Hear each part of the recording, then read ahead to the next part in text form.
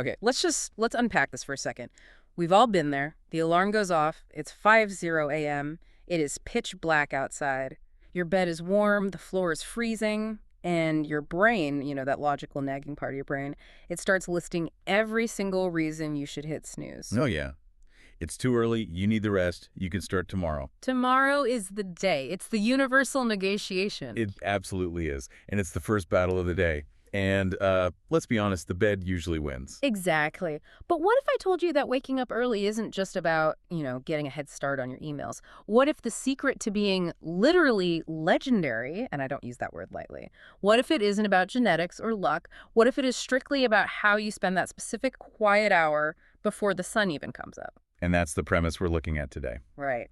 Today, we are diving deep into the 5 a.m. Club by Robin Sharma. It is a fascinating piece of work. And what's so interesting for us to look at today is that Sharma hasn't written like a standard business book here. If this were just a manual on how to wake up early, it would be a pamphlet, right? Really? Instead, he's given us a parable. It's a full-on fiction story that masks some very heavy neurobiological and psychological tactics. That's the part that hooked me. We aren't reading a textbook. We're following this really eclectic cast of characters who are all kind of at the end of their ropes. You've got an entrepreneur, an artist, a billionaire, and a guru. It sounds like the setup for a bad joke. It does, but the archetypes are so crucial. You have to look at who these people represent in our own lives. The entrepreneur, she's a tech titan, built a massive company, but she's suicidal. Wow. She's being pushed out of her own firm. She's burnt out, cynical. She's that feeling of, I've achieved everything, so why do I feel so empty? Which is a huge crisis for so many high achievers. And then you have the flip side. You've got the artist. Right. The artist represents the crisis of potential. He's creative, he's talented, but he's frustrated, procrastinates. He feels like he's good but not great. He's that part of us that knows we have something to give but can't seem to get out of our own way. So these two sort of broken people, they meet at a personal optimization conference. They're looking for answers. And the speaker is this guy called the Spellbinder. He's this legendary 80-year-old guru. And the deep dive starts with a bang because the guy literally collapses on stage. Mid-speech. Yeah. Everyone thinks he's dead. It's total chaos. And in that moment of shock, the entrepreneur and the artist, they start talking. They bond over this traumatic event. But then the story just throws this massive curveball. They meet a third character who changes everything. The homeless man. The homeless man, or at least he looks like one. The book describes him so vividly: stained clothes, wild hair. Like he hasn't showered in weeks. Exactly. Splitting hairs, literally burping and eating an avocado out of a plastic bag. It's a grotesque image, and it's intentionally so. But, and this is where it gets really interesting, the entrepreneur spots something on his wrist. A watch. Not just any watch, a revolver-colored watch that's worth about $100,000 on a guy who looks like he sleeps in a dumpster. And that dissonance is the hook. I mean, if we connect this to the bigger philosophy of the book, that character, who we learned is named Stone Riley, he represents the idea that real power never comes from anything external. He quotes the Stoic Seneca, Marcus Aurelius. He completely disrupts their perception of reality because he doesn't fit into any box. He really disrupts them. He starts telling them he has oceanside compounds and private jets. And naturally, the entrepreneur is, she's skeptical. She's like, this guy's a nutcase. He's wearing a fake watch. The artist. The artist, he's kind of into it. He has that creative openness. And that tension between skepticism and openness, that's the friction the author uses to teach the lesson. Stone Riley invites them to his private island in Mauritius to teach them the 5 a.m. method. Which, let's be honest, sounds like the setup for a horror movie or a scam. Come to my private island, I promise I'm a billionaire. It requires a leap of faith, and they take it. The next morning, a Rolls-Royce rolls up to pick them up at 4:49 a.m. The driver treats the homeless man, who isn't even there, by the way, with total reverence. And it turns out... the derelict is actually a billionaire philanthropist. Yeah. He just dresses that way to remind himself not to be attached to material things. That is such a flex. But there's a quote tattooed on Mr. Riley's back. Yes, the billionaire has a back tattoo. That really sums up why they are there. Victims love entertainment. Victors adore education. Wow, that is a bar. Victims love entertainment. Victors adore education. It's hard, right? It really frames the mindset shift. The entrepreneur and artist were stuck because they were consuming entertainment or being consumed by their problems. To get to that next level, to become legendary, they had to be willing to be educated, even if the teacher looked like a hobo. So they fly off to Mauritius on a jet that has 5AC on the 5 a.m. club. They get to this paradise, and the training begins. Now, we have to talk about the core philosophy here. Why 5 a.m.? Why not 6 a.m.? Why not just wake up whenever and work hard? Right. Is there actually something magical about 5 a.m., or is it just about discipline? Exactly. This is where we move from this story into the science. And Sharma, he grounds this in neurobiology. Yeah. It's not just about time management. It's about your brain state. The source material leans really heavily on a concept called transient hypofrontality. Okay, let's unpack that. Transient hypofrontality, it sounds like a medical condition you do not want to have. It sounds complex, but it's actually pretty intuitive. Let's just break the words down. Transient means temporary. Okay. Hypo means small or less like hypothermia. And frontality refers to the prefrontal cortex. The prefrontal cortex, Howdy. that's the CEO of the brain, right? Exactly. It's the part of your brain that handles executive function planning, worrying, analyzing, judging. It's the part that remembers you forgot to pay the electric bill or obsesses over that awkward thing you said in a meeting 3 years ago. The part that never shuts up. Precisely. The source argues that at 5 a.m., specifically in that quiet solitude before the sun fully rises, your brain chemistry changes. The prefrontal cortex temporarily powers down. That's the hypo part. You stop overanalyzing. Your brain waves shift from beta, which is that high-stress alert state, down to alpha or even theta. And that's the flow state. That is flow. When the inner critic shuts off, you have a direct line to your genius. You aren't editing your ideas, you're just creating them. The source argues this is the only time of day you can truly access this state because the world is quiet enough. The artist character talks about this, doesn't he? He mentions the tranquility. It's the only time the world is quiet enough to hear your own thoughts without all the noise. And that silence is becoming an endangered species. Which brings us to another major theme in the book that I think is even more relevant today than when it was written: digital dementia. I love that term, digital dementia. It sounds terrifying, but also very accurate. It's this idea that our addiction to distraction phones, notifications, social media is literally rewiring our brains to be less capable. The book calls people cyber zombies. Cyber zombies, that's great. It's a harsh term, but think about it. You walk into a coffee shop and everyone is just bathed in that blue light, doom scrolling, not present at all. The argument here is that an addiction to distraction is the death of creative production. You cannot produce legendary work if you're constantly just reacting to pings. So on the island, Mr. Riley doesn't just suggest they put their phones away? He basically confiscates them. Right. He emphasizes disconnecting to reconnect with yourself. It's non-negotiable for him. And it makes sense. If you wake up at 5 a.m. to get that transient hypofrontality, but the very first thing you do is check Instagram or your email, you've blown it. You've invited the whole chaotic world, the stress, the comparisons, the bad news, into your bed before you've even brushed your teeth. You've bypassed the flow state and gone straight back to stress. You're just awake early and annoyed. Exactly. You aren't in the 5 a.m. club. You're just sleep deprived.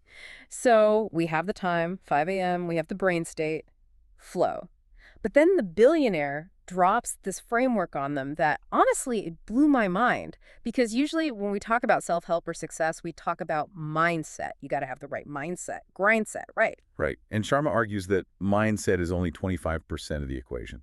Only 25%. That is a huge aha moment for me. If mindset is only a quarter of the pie, what have we all been missing? This is where Mr. Riley draws this diagram for them called the 4 interior empires. Mindset is just the first one. It deals with your psychology. But if you only focus on psychology, you're building a skyscraper on a foundation that is 75% missing. Okay, so if mindset is the psychology, what are the other 3?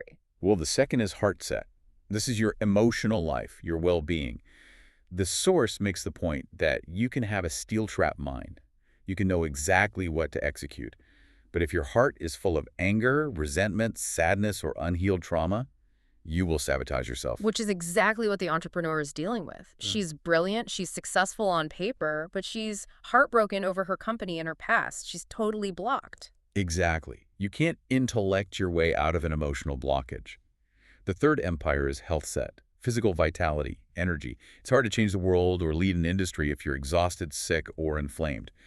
Mr. Riley is ripped, right? Yeah, he's doing planks and push-ups. At an old age, that's health set. It's the engine. You can't drive a Ferrari if the engine is blown. And the fourth? Soul set. Now, this implies spirituality, but not necessarily religion. It's more about service to the world. It's about remembering who you are underneath the titles, the bank account, and the ego. So mindset, heart set, health set, soul set. And the idea is that you have to develop all four of them during that morning hour. Correct. If you only focus on mindset, which most business advice does, you become what the book describes as a smart but hollow person. You might be rich, but you're miserable. To be legendary, you need to elevate all four empires at the same time.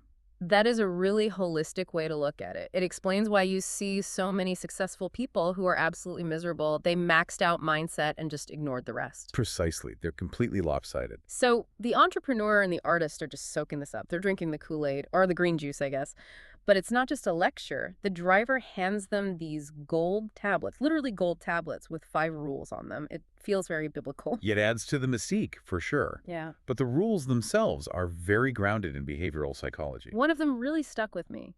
All change is hard at first, messy in the middle, and gorgeous at the end. That is such a vital framework for managing your expectations. I think it's maybe the most important takeaway for anyone trying to build a new habit. Why do you say that? Because most people quit in the messy middle.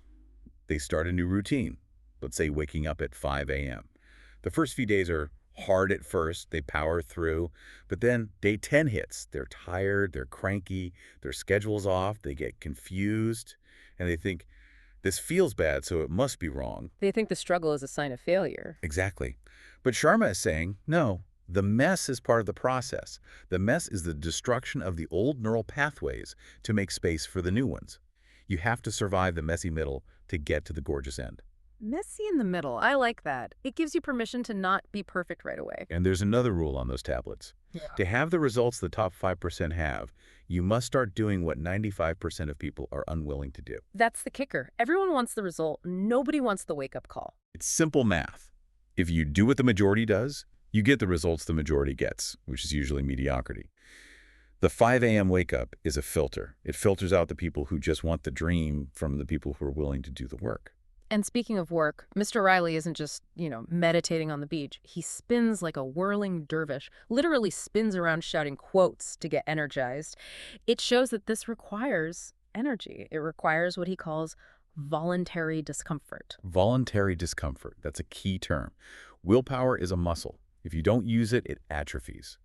By forcing yourself to get up at 5 a.m., by forcing yourself to exercise when you don't want to, you are strengthening that muscle.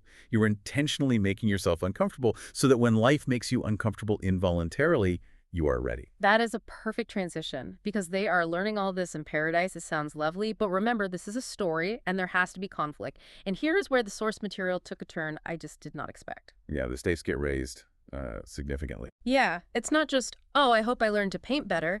The entrepreneur is checking her phone, which she shouldn't be doing, by the way, and she gets a message, leave the company or else you die. All caps. All caps. A literal death threat from her investors. She drops the phone in the sand. She's hyperventilating. It's a full-blown panic attack. And look at Mr. Riley's reaction. This whimsical, avocado-eating, spinning billionaire instantly shifts modes. He snaps his fingers or waves his sunglasses, and suddenly security guards with rifles appear out of the palm trees. Men with rifles in paradise. It's such a jarring image. It is, but it serves a narrative purpose. It validates that the 5 a.m. club isn't just a hobby for idle people who want to do yoga. It's presented as a survival mechanism for people playing for extremely high stakes. Right. If you are operating at that level where people are threatening your life over business shares, you need that mental clarity. You need that armor. And Mr. Riley tells her, my guys are the best. This won't be a problem. He treated the threat with same level of calm focus that he treats his morning routine. It demonstrates the result of the training. He isn't reactive. He is responsive. He has practiced calm in the morning so he can execute calm during the crisis. And he drops another line during this chaos. Pressure is a privilege. A powerful reframing. Pressure is a privilege. The obstacles aren't just bad luck. They are tests. They are indicators that you are playing a big game. You don't get death threats if you're insignificant. You don't face massive resistance if you aren't trying to move a massive object. So the entrepreneur is terrified, but she's also seeing this philosophy in action. It's saving her life, maybe literally. It's saving her sanity. Now, as we move toward the end of our deep dive, we have to talk about the return of the spellbinder. Yes. Remember, at the beginning, he collapsed on stage. They thought he might be dead. And then on this private beach in Mauritius, who do they see fishing? The spellbinder. alive and well. He's just chilling. He's got a tan. He's gained some weight. He looks happy. It turns out he wasn't dying. He was exhausted. He had violated his own rules. He'd given too much to his audience without refilling his own well. He tells them he comes to Mauritius to regenerate. Which reinforces the point that you can't just grind, grind, grind. Even the guru needs a break. Even the expert needs a nap. Exactly. He explains that elite production without quiet vacation causes lasting depletion. He calls it the 2x3x mindset. What's that? To double your income and impact, you must triple your investment in your personal mastery and professional capability. And a huge part of that investment is rest. Recovery. You have to cycle between intense performance and deep recovery. But he also gets philosophical with them. He talks about the hero within. This is the emotional core of the book. The Spellbinder argues that every child is born with awe and wonder. We are born as heroes, we are born geniuses, but adults are deteriorated children. Ouch, deteriorated children. The one stings a little. It's harsh, but his point is that society, fear, and the drive to fit in just beat that hero out of us. We become fearful, we become cynical, we become sheeple. Sheeple. There's another one of those terms. Cyber zombies and sheeple. He's asking the listener and the characters, are you going to follow the flock, or are you ready to embrace the solitude of 5 a.m. to reclaim that original genius, to undeteriorate yourself? He says something about how we measure our self-worth by our net worth, and that's a trap. Right. He calls that fake power. Real power, he says, never comes from anything external. It comes from realizing your gifts. He points out that Gandhi and Mother Teresa died with almost no possessions, yet they had immense power. Stone Riley has all the money in the world, but his power comes from his discipline and his spirit, not his bank account. So what does this all mean for us? For you listening right now? We've got the 5 a.m. wake-up call. We've got the 4 interior empires mindset, heart set, health set, soul set. We've got the idea that change is messy in the middle. And we have the understanding that this is about more than productivity. It's about protecting your brain from digital dementia and protecting your spirit from mediocrity. It's about owning your morning to elevate your life. That's the mantra. It's on the jet, it's on the tablets, it's probably on the avocado bag. It is the keystone habit, the one habit that locks all other habits in place. If you win the morning, you have a fighting chance to win the day. If you lose the morning, you are chasing the day. So here is the challenge. Tomorrow morning, the alarm goes off, it's dark outside, it's warm in your bed. Your brain, your prefrontal cortex, is starting to wake up and tell you, no, it's too early, go back to sleep. That is the moment of truth. That is the battle between the victim who loves entertainment, and sleeping is a form of entertainment here, and the victor who adores education. Are you going to be a sheeple? Or are you going to be legendary?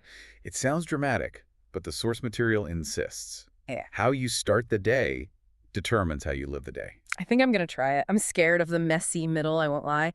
But I want to see those gold tablets metaphorically appear in my life. I want to find out what my soul set actually looks like. Just remember rule number 5 from the tablet.